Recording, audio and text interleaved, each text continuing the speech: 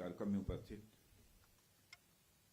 Shri Kiren Rijiju ji, minister parliamentary affairs and minority affairs, doctor Jitendra Singh, minister of the state science and technology, और हमारे बीच video conferencing के माध्यम से जुड़े governor Himachal Pradesh Shriman Shiv Pratap ji Shukla, governor Arunachal Pradesh lieutenant general Kaivalya Patnaik, governor Rajasthan Shri Haribhau Kishan Rao Bagade, chief minister Arunachal Pradesh Shri Pema Khandu, chief minister Mizoram Shri Lal Dhoma, lieutenant governor Jammu and Kashmir Shri Manoj Sinha ji, lieutenant governor Ladakh brigadier doctor V D. Mishra, विभिन्न राज्यों और UT से जुड़े सम्मानित जनप्रतिनिधिगण एवं अधिकारीगण, general Upendra Dwivedi, chief of army staff Shri Rajesh Singh ji, defence secretary lieutenant general Raghu Srinivasan, DG border road,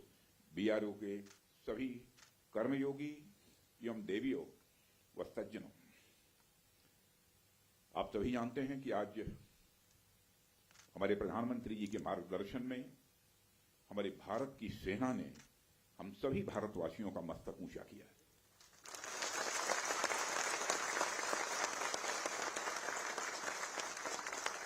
इसलिए मैं चाहता हूं कि एक बार अपने स्थान पर खड़े हो जाएं और मैं नारे लगाऊंगा हमारे देश के सेना के जवानों के सम्मान में। हम सभी बोलेंगे, भारत माता की, भारत माता की, भारत माता की। बहुत बहुत धन्यवाद। साथियों, जैसी कि आप सबको जानकारी है कि कल रात हमारी भारतीय सेनाओं ने अपने अद्भुत शौर्य और पराक्रम का परिचय देते हुए एक नया इतिहास रच दिया है। साथियों, भारत की सेना ने सटीकता, सतर्कता और संवेदनशीलता के साथ कार्रवाई की है। हमने जो लक्ष्य तय किए थे उन्हें ठीक समय तय योजना के अनुसार सटीकता से उन्होंने ध्वस्त किया है और किसी भी नागरिक ठिकाने, सिविलियन पॉपुलेशन को जरा भी प्रभावित न होने देने की संवेदनशीलता भी हमारी सेना ने दिखाई है।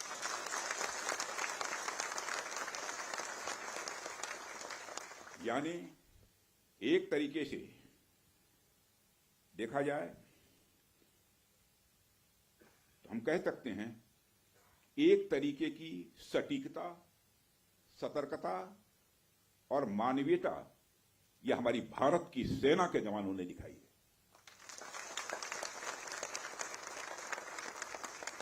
जिसके लिए मैं हमारे सेना के जवानों और अधिकारियों को पूरे देश की ओर से मैं साधुवाद देता हूं और सेना को संपूर्ण संबल प्रदान करने के लिए अपने प्रधानमंत्री माननीय नरेंद्र मोदी जी को भी मैं साधुवाद देता हूं।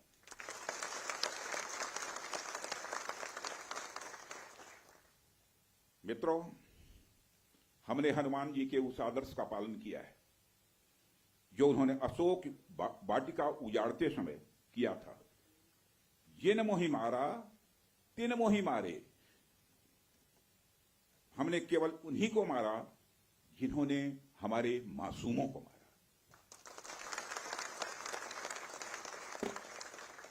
साथियों, प्रधानमंत्री श्री नरेंद्र मोदी के नेतृत्व में हमारी सेनाओं ने ऑपरेशन सिंदूर लॉन्च करके पहले की तरह ही इस बार भी आतंकियों को ट्रेनिंग देने वाले कैंप्स को तबाह करके करारा जवाब दिया है। भारत ने अपनी सरजमी पर हुए हमले का जवाब देने के लिए अपने राइट टू रेस्पॉन्ड का इस्तेमाल किया है और हमारी यह कार्रवाई बेहद सोच समझकर सधे हुए तरीके से की गई है। आतंकियों के हौसले पस्त करने के उद्देश्य से यह कार्रवाई महज उनके कैंप्स और इंफ्रास्ट्रक्चर तक ही सीमित रखी गई है। मैं पुनः हमारे आर्म फोर्सेस के शौर्य को मैं नमन करता हूं। साथियों, आज बॉर्डर रोड ऑर्गेनाइजेशन के 66वें फाउंडेशन डे पर आपके बीच उपस्थित होना मेरे लिए गौरव का विषय है और यह खुशी की बात है कि आज इस इंपॉर्टेंट डे पर बीआरओ द्वारा निर्मित 50 इंफ्रास्ट्रक्चर प्रोजेक्ट्स का उद्घाटन करने का अवसर भी हमें प्राप्त हो रहा है। मैं आप सभी का आभार व्यक्त करता हूं कि आपने मुझे यहां आमंत्रित किया है। साथियों, किसी भी संस्थान के लिए उसका फाउंडेशन डे यह बहुत ही महत्वपूर्ण हुआ करता है। वैसे भी 65 वर्षों की आपकी जो यात्रा रही है वो बेहद गौरवशाली रही है। इसलिए आज का दिन उस गौरवमयी यात्रा को याद करने का दिन है। इसके साथ साथ यह दिन ठहर कर सोचने का भी दिन होता है कि अपनी अब तक की यात्रा में हमने क्या क्या हासिल किया है, और यह हमारी अब तक की कार्य प्रणाली का विश्लेषण करने का भी यह दिन है। साथ ही यह एनालिसिस करने का भी दिन है कि भविष्य में हमारी राह क्या होनी चाहिए।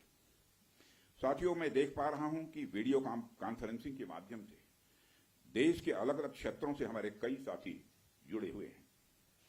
अक्सर हम उद्घाटन के अवसर पर बड़ी बड़ी संस्थाओं का और बड़ी बड़ी एजेंसीज का नाम तो लेते हैं, परंतु ऐसे कई कर्मयोगी हैं जो पर्दे के पीछे रहकर काम करते हैं। किसी प्रोजेक्ट को पूरा करने में उनका योगदान भी बेहद महत्वपूर्ण होता है। इसलिए मुझे लगता है कि आज का दिन उनके योगदान को एक्नॉलेज करने और एप्रिशिएट करने का भी दिन है। साथियों, आज जम्मू कश्मीर, लद्दाख, सिक्किम, मिजोरम, अरुणाचल प्रदेश, पश्चिम बंगाल और राजस्थान में कई प्रोजेक्ट्स का उद्घाटन हुआ है।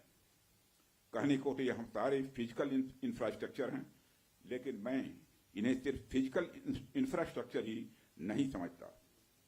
हमें जो सड़कें दिखती हैं, जो पुल दिखते हैं, वह सिर्फ दो स्थानों को जोड़ने वाले नहीं होते हैं, बल्कि वह लोगों के दिलों को जोड़ने वाले होते हैं।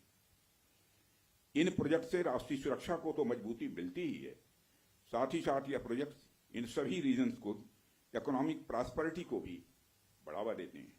यह तमाम प्रोजेक्ट इन क्षेत्रों में ट्रांसपोर्टेशन, टूरिज्म और इकोनॉमिक एक्टिविटी को बढ़ावा देंगे, जिससे निश्चित रूप से यहाँ के निवासियों की आय में वृद्धि होगी, उनकी क्वालिटी ऑफ लाइफ में भी इम्प्रूवमेंट होगा और इन क्षेत्रों में समृद्धि आएगी, यानी प्रॉस्पेरिटी आएगी। साथियों, मुझे बताया गया कि आज जिन इंफ्रा प्रोजेक्ट्स की शुरुआत की गई है, इनकी टोटल कॉस्ट लगभग 1900 करोड़ रुपए के आसपास की है। मुझे लगता है कि यह केवल उनकी नॉमिनल वैल्यू पर है। इसकी असली वैल्यू है वह तो हम आंक भी नहीं सकते। इन सड़कों के माध्यम से जब कोई बच्ची स्कूल जाएगी और अपना भविष्य बनाएगी, तो उसके इम्पैक्ट का आकलन भी हम नहीं कर सकते। इन ब्रिजेस के माध्यम से जब यहां एम्बुलेंसेज दौड़ेंगी और समय पर लोगों को इलाज होगा, उसकी वैल्यू को भी नहीं आंका जा सकता। जब इन सड़कों के माध्यम से विभिन्न संस्कृति के लोग आपस में जुड़ेंगे या फिर एक दूसरे से जो कुछ सीखेंगे, उसकी वैल्यू कोई भी आंक नहीं सकता है।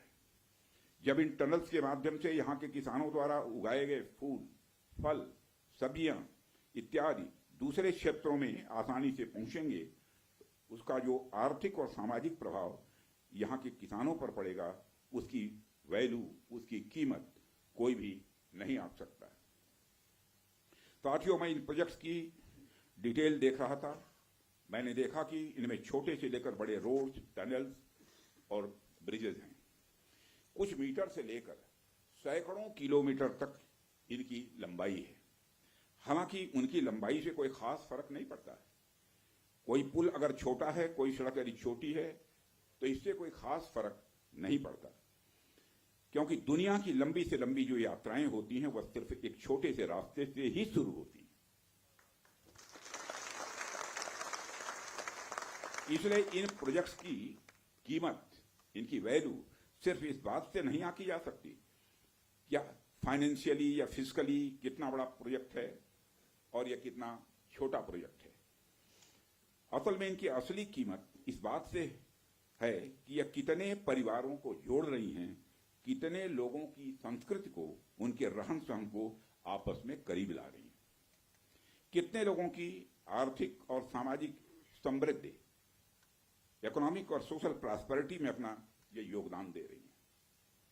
यह प्रोजेक्ट्स लोहे, कंक्रीट या कोलतार से बनी हुई एक संरचना भर नहीं है, बल्कि यह एक कमिटमेंट है, यह एक प्रतिबद्धता है सीमावर्ती क्षेत्र के विकास का।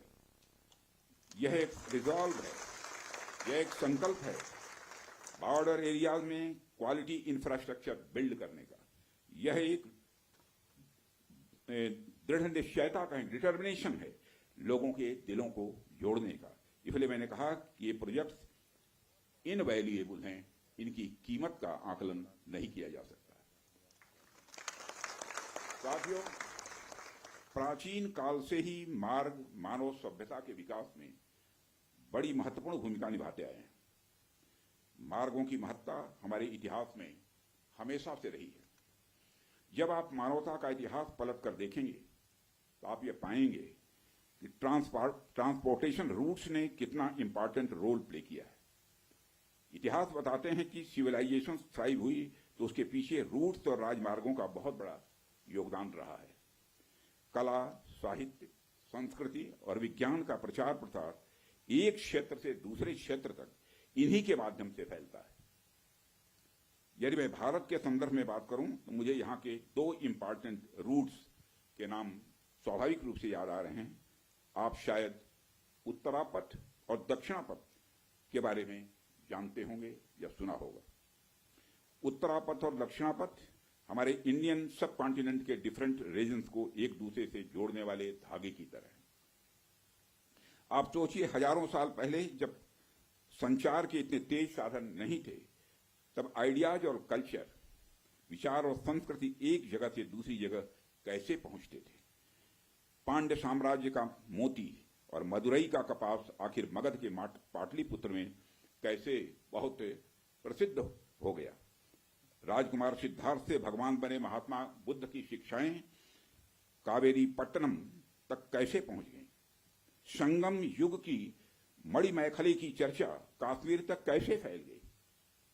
जब भारत में मॉडर्न पॉलिटिकल यूनिटी का कंसेप्ट भी नहीं आया था, तब से इन रूट्स ने सभ्यता और संस्कृति के विकास और आदान प्रदान में बहुत ही महत्वपूर्ण भूमिका निभाई है।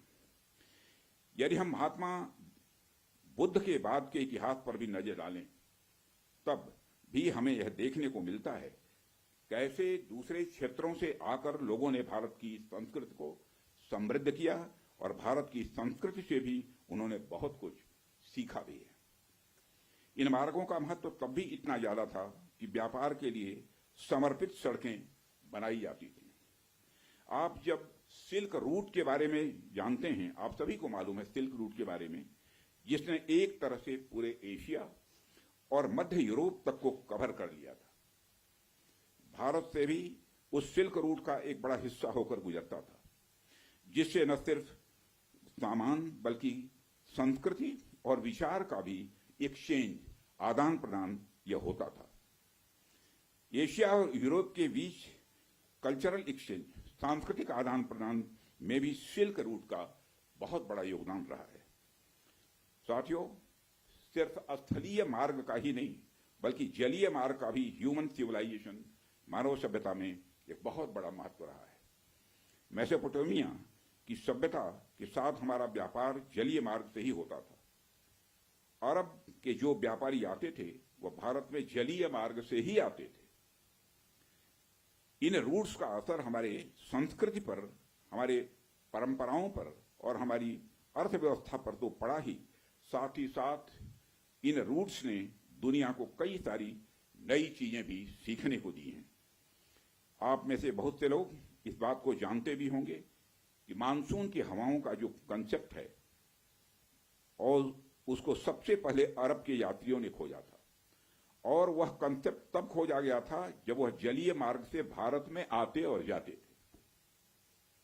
इसी प्रकार भारत में हुई न्यूमेरिक्स, नंबर जो होते की खोज ने भी पहले अरब और बाद में यूरोप तक का रास्ता तय किया था। साथियों, प्रधानमंत्री जी के नेतृत्व में जब से हमारी सरकार आई है, तब से हमारे प्रधानमंत्री का इस बात पर विशेष ध्यान रहता है कि सीमावर्ती इलाकों का कैसे अधिकतम विकास किया जाए। यह बताने की जरूरत नहीं है कि कैसे सीमावर्ती इलाकों को लंबे समय तक उसको उपेक्षित किया गया, कैसे एक लंबे समय तक वहां पर अच्छी क्वालिटी के इंफ्रास्ट्रक्चर को छोड़िए, एक बेसिक क्वालिटी के भी इंफ्रास्ट्रक्चर को भी नहीं पहुंचाया गया। परंतु आज स्थितियां बदली हैं। आज सीमावर्ती क्षेत्रों में safe, secure and vibrant land borders को इंश्योर करने के लिए हमने वाइब्रेंट विलेज इनिशिएटिव भी प्रारंभ किया हुआ है। देश भर में सड़कों के निर्माण की यदि मैं बात करूं तो आज हम प्रतिदिन लगभग 35 किलोमीटर सड़कें बना रहे हैं, प्रतिदिन 35 किलोमीटर सड़कें बना रहे हैं। इसके अलावा भी हम बड़े स्तर पर कनेक्टिविटी को बढ़ावा दे रहे हैं। स्थितियां पहले की तुलना में कुछ इस प्रकार बदली हैं कि मुझे आए दिन बीआरओ के किसी न किसी कार्यक्रम में आकर सड़कों का, ब्रिजेस का, टनल्स का और ऐसे सैकड़ों प्रोजेक्ट्स का उद्घाटन करने का अवसर मिलता रहता है। साथियों, रक्षा मंत्री के रूप में मुझे बीआरओ द्वारा किए गए कामों को नजदीक से कई बार देखने का अवसर भी मिला है। पिछले कुछ वर्षों में मैंने देखा है कि कैसे बीआरओ ने बॉर्डर एरियाज में इंफ्रास्ट्रक्चर डेवलपमेंट के मामले में क्रांति ला दी है। बीआरओ ने जो काम किया है वह न केवल राष्ट्रीय सुरक्षा के लिए आवश्यक है, बल्कि दूर दराज के क्षेत्रों की अर्थव्यवस्था को बढ़ावा देने में भी यह सहायक सिद्ध हो रहा है। पिछले 4 वर्षों में ही आज के 50 नए प्रोजेक्ट्स के इनॉग्रेशन सहित बीआरओ ने 13,743 करोड़ रुपए के कुल इन्वेस्टमेंट के साथ 456 इंफ्रास्ट्रक्चर प्रोजेक्ट्स को सफलतापूर्वक पूरा किया है। इसके लिए मैं बीआरओ को बधाई देता हूं। साथियों, बीआरओ की काम की क्वालिटी भी मैं कह सकता हूं ये वर्ल्ड क्लास की है, जिसका एक प्रमुख उदाहरण सेला सुरंग है, जिसका उद्घाटन पिछले वर्ष ही हमारे प्रधानमंत्री जी ने किया था। यह रणनीतिक रूप से महत्वपूर्ण क्षेत्रों में कनेक्टिविटी बढ़ाने के लिए हमारी सरकार की प्रतिबद्धता का एक प्रतीक है और मुझे यह बताते हुए बेहद गौरव की अनुभूति हो रही है कि पिछले 5 वर्षों में ही बीआरओ का बजट लगभग 2 गुना हो गया है, जिससे सीमा पर बेसिक इंफ्रास्ट्रक्चर के विकास में रिकॉर्ड तोड़ प्रगति हुई है। वित्तीय वर्ष 2024 और 25 में बीआरओ ने 16,600 करोड़ रुपए का 16,600 करोड़ का रिमार्केबल एक्सपेंडिचर किया है, जो अपने आप में यह ऐतिहासिक है। साथियों, बीआरओ ने खुद को सबसे चुनौतीपूर्ण और सुरक्षा के सेंसिटिव एरियाज में भी बेसिक इंफ्रास्ट्रक्चर के विकास के लिए एक प्रमुख एजेंसी के रूप में अपने को स्थापित किया है। छत्तीसगढ़ के नक्सल प्रभावित क्षेत्रों में भी बीआरओ महत्वपूर्ण सड़क प्रोजेक्ट का सफलतापूर्वक निर्माण इस समय कर रहा है। आप सब तो जानते ही हैं कि जहां कोई नहीं पहुंचता वहां तक जाने वालों को ट्रेल ब्लेजर कहते हैं। बीआरओ के मामले में भी मैं यह कह सकता हूं, यहां तक आम सड़कें नहीं पहुंचती वहां बीआरओ पहुंचता है। यानी बीआरओ हमारे देश का रियल ट्रेल ब्लेजर है। जिस कठिन भौगोलिक ज्योग्राफिकल टेरेन जिसे बोलते हैं में आप सब काम करते हैं, जिन कठिन परिस्थितियों में आप सब काम करते हैं, अपने आप में यह बहुत ही प्रेरणास्पद है। हाई एल्टीट्यूड रीजन्स में एक्सट्रीम वेदर, लो ऑक्सीजन लेवल्स और बहुत ही कठिन काम करने की स्थितियां जहां रहती हैं, ऐसे में आप काम करते हैं। लद्दाख की ऊंची बर्फीली ऊंचाइयों पर से लेकर अरुणाचल प्रदेश के बीहड़ भूभागों तक बीआरओ के जवान लास्ट माइल तक कनेक्टिविटी सुनिश्चित करने के लिए काम करते हैं। और हमारे अरुणाचल प्रदेश के यहां पर हमारे केंद्र में जो मंत्री हैं श्री किरण रिजिजू जी, वो जानते हैं। जब मैं इनसे पूछता था कि आप लोग कन्वेंसिंग कैसे करते हैं चुनाव के दौरान में, तो जब उसकी चर्चा करते हैं तो सचमुच हम लोग तो इधर रहने वाले लोग कल्पना भी नहीं करते। कई बार इन्हें सब जीरो टेम्परेचर, लैंड स्लाइड और अवलांच का भी सामना करना पड़ता है। इन सारी विपरीत परिस्थितियों के बावजूद बीआरओ हमारे राष्ट्र के सीमावर्ती क्षेत्रों में बुनियादी ढांचों को मजबूत करने के लिए पूरी तरह से प्रतिबद्ध है। और यह वास्तव में आपका मोटो, ध्येय वाक्य जो है, कनेक्टिंग प्लेसेस कनेक्टिंग पीपुल, यानी स्थान को जोड़ने का मतलब होता है लोगों को आपस में जोड़ना। साथियों, मैं यहां दोहराने की जरूरत नहीं समझता हूं कि बीआरओ का सबसे बड़ा रोल उसका रणनीतिक रोल है, स्ट्रेटेजिक रोल है। आज की जो परिस्थितियां हैं उसको ध्यान में रखते हुए तो यह रोल और भी महत्वपूर्ण हो जाता है। ऐसे में आपको यानी बीआरओ को हमेशा अपनी पूरी तैयारी रखनी होगी। आने वाले किसी भी इवेंट के लिए हमें तैयार रहना होगा और हमें यह सुनिश्चित करना होगा कि हमारी तैयारियां युद्ध स्तर की हों। और इसे मैं कुछ उदाहरणों के साथ आपको बताना चाहूंगा। जैसे आप मान लीजिए कि आपके पास बेहद तेज गति से चलने वाला कोई व्हीकल है, कोई गाड़ी है, लेकिन उसकी स्पीड के हिसाब से कोई सड़क आपके पास नहीं है। ऐसे में फिर उस गाड़ी का कोई मतलब नहीं रह जाता है। हमारे पास कितने भी बड़े टैंक्स या आर्मर्ड व्हीकल क्यों न हो, लेकिन यदि सही समय पर सही स्थान तक वह नहीं पहुंच पा रहे हैं तो उनका कोई महत्व नहीं है। यदि हम नए नए फाइटर प्लेन्स अपने बेड़े में शामिल करें, लेकिन हमारे पास एयरबेस की अच्छी फैसिलिटी न हो तो उनका कोई महत्व नहीं रह जाता है। हमें जब भी मॉडर्नाइजेशन की बात हम करते हैं, हम जब भी डेवलपमेंट एक्टिविटीज पर ध्यान देते हैं, तो हम एक सर्टेन एजम्पशंस के साथ ऐसा करते हैं। हमारे कुछ डिफाइंड पर्पसेस होते हैं जिनको ध्यान में रखकर हम कोई भी डेवलपमेंट एक्टिविटी करते हैं।